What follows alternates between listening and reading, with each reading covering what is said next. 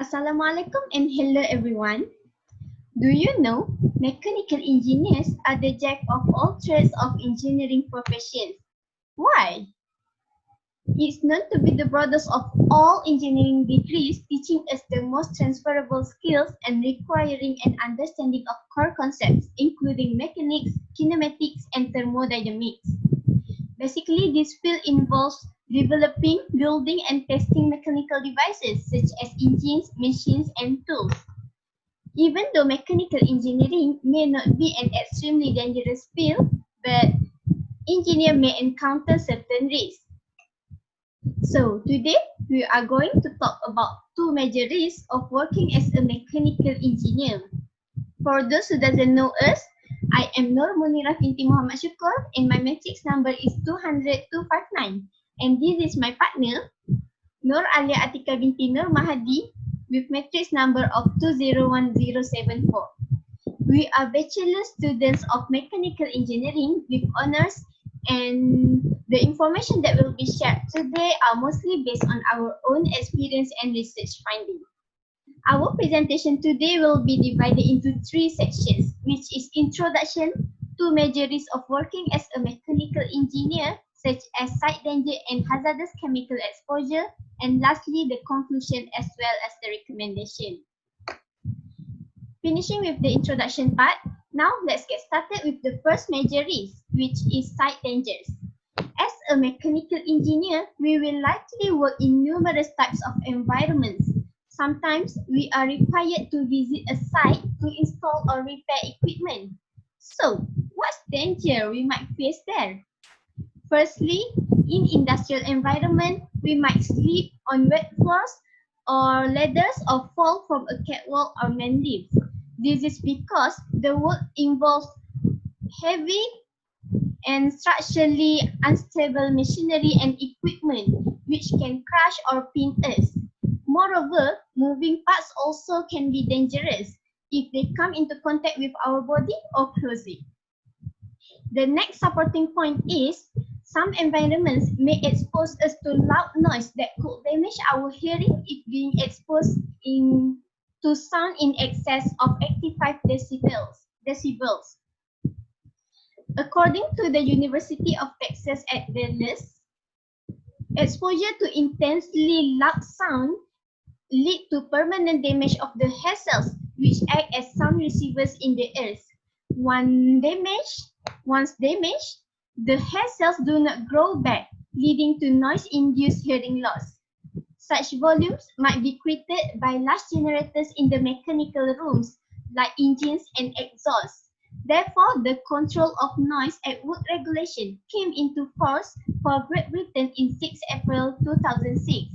Their aim is to ensure that workers' hearing is protected from excessive voice at their workplace.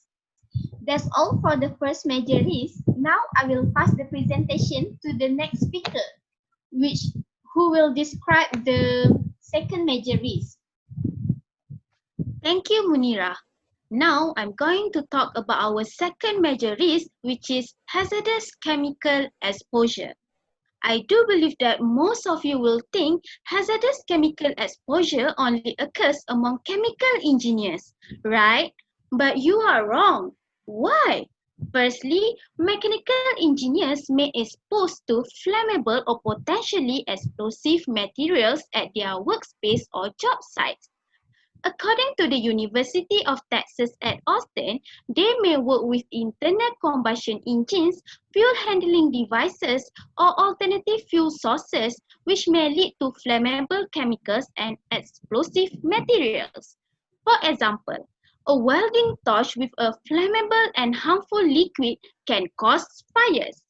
Also, machines and equipment can overheat during either operations or tests and start a fire. Besides, some cleaning fluids and materials are harmful and toxic, which can place the engineer at risk while conducting repairs or routine maintenance. All of these can lead to potentially toxic fumes and chemicals. These fumes are not only unpleasant but potentially toxic.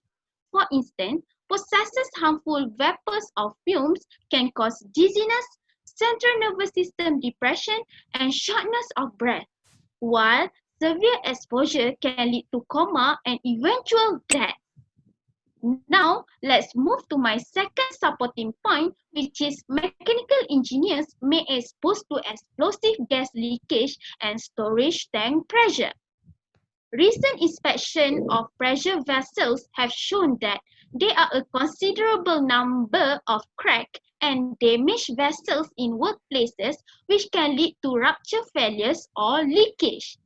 Even small leaks can cause a flash fire or explosion, particularly if they are leaking into a poorly ventilated room or confined space where the gases can accumulate.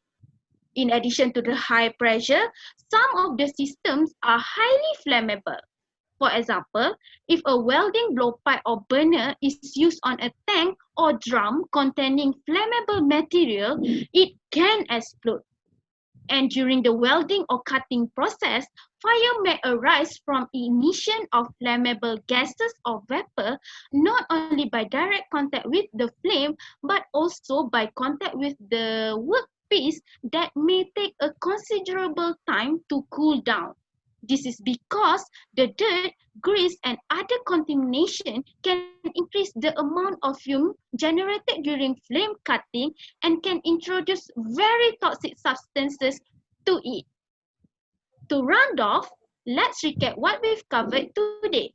Firstly, the major risk of working as a mechanical engineer is site dangers. And secondly is the hazardous chemical exposure.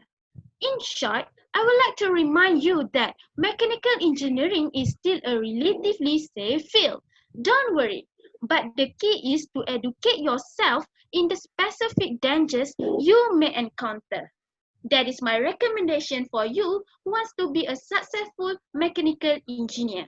And lastly, I would like to quote from Bill Nye, who says, "There's nothing I believe in more strongly than getting young people interested in science and engineering for a better tomorrow for all humankind." So remember, nothing in life is worthwhile unless you take the risk, believe in your dreams, and be what you want. Thank you.